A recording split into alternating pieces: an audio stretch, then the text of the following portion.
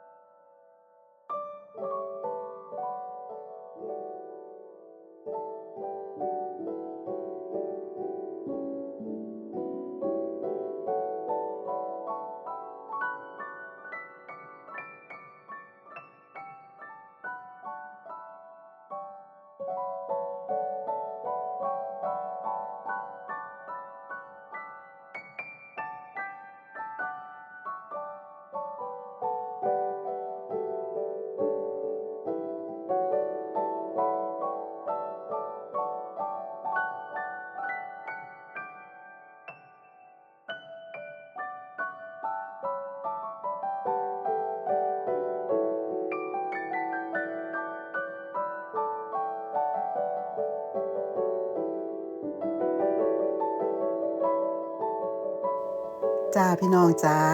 เป็นจังใดแน่จ้าวิวหิมะชนบทสวยงามอีหลีแม่นบ่จ้า